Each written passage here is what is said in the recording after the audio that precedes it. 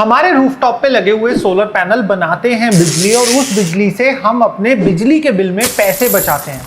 मगर यही solar panel जो आपकी छत पे लगे हुए हैं एक और तरीके से भी आपको पैसे कमा के दे सकते हैं और वो तरीका है कार्बन पॉइंट्स का।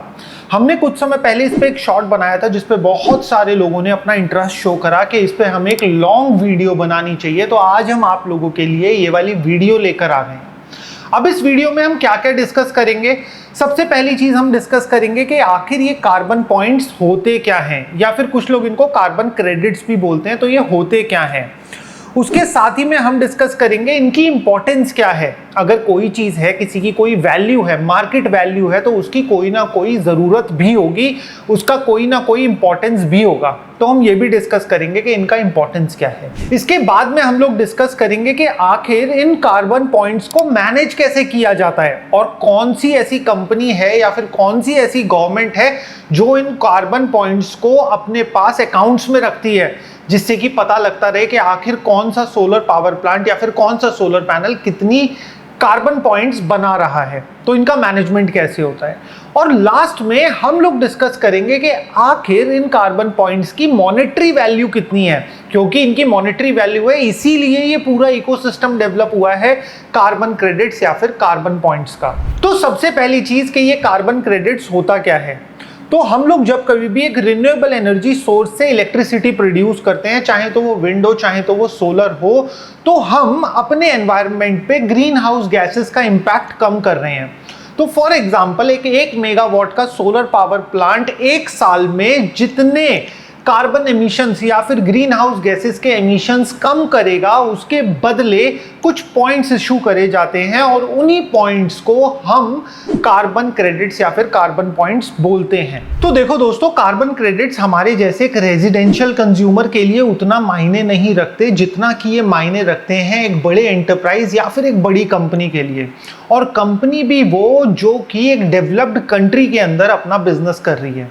या फिर एक अंडर डेवलप्ड कंट्री के अंदर एक कंपनी जो कि अपना माल एक्सपोर्ट कर रही है किसी भी डेवलप्ड कंट्री को, तो उसके लिए ये कार्बन क्रेडिट्स बहुत जरूरी होते हैं। एग्जाम्पल के तौर पे इंडिया में कोई कंपनी जो कि सीमेंट बना रही है, अगर उसे अपना सीमेंट यूएस से भेजना है तो उसके लिए कार्बन क्रेडिट्स खास करके जरूरी हो जाते हैं,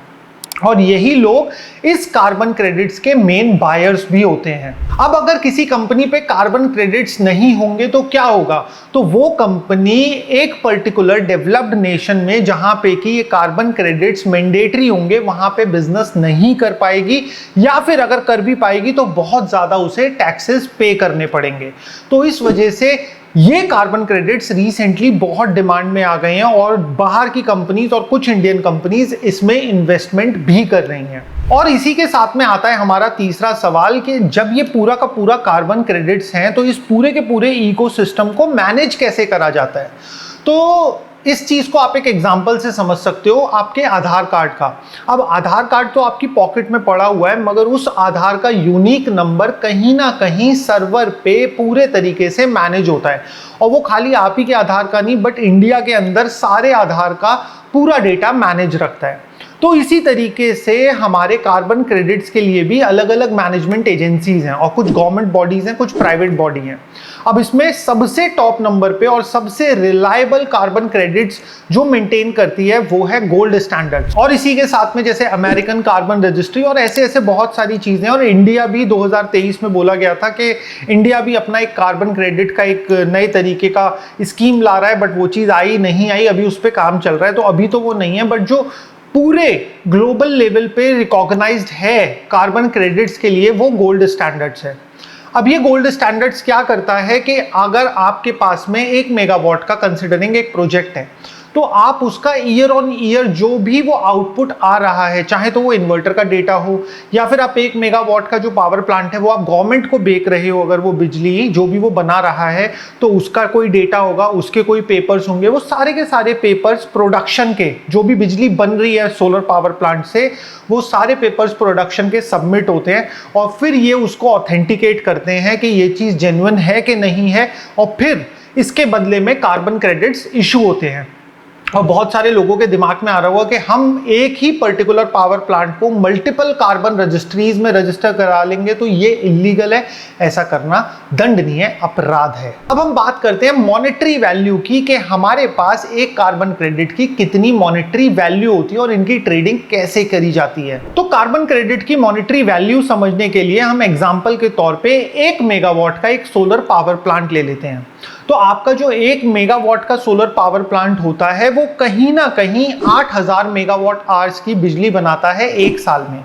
और इस बिजली के बदले में आपको 3500, 3600 से 4000 के बीच में कार्बन क्रेडिट्स इशू होते हैं। और ये रिकरिंग कार्बन क्रेडिट्स होते हैं, मतलब हर साल आपको ये कार्बन क्रेडिट्स मिलेंगे बशर्ते आप अपनी documentation year on year submit करते रहो।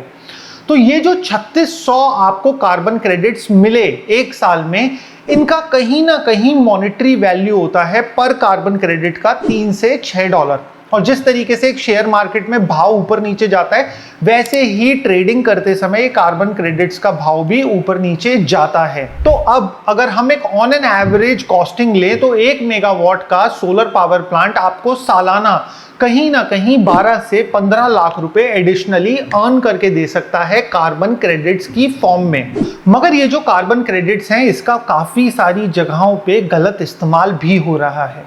और ये हम अगली वीडियो में डिटेल में कवर करने वाले हैं। इंडिया के अंदर ऐसी बड़ी बड़ी कंपनीज हैं जिन्होंने बहुत सारे कार्बन क्रेडिट्स एक्यूमुलेट कर लिए हैं। अब इन कार्बन क्रेडिट्स की उन्हें इंडिया में तो जरूरत नहीं है, क्योंकि इंडियन गवर्नमेंट ऐसा कोई रूल लाई ही नहीं है जिसमें कि बिजनेस करने के लिए कार्बन क्रेडिट्स की जरूरत पड़े।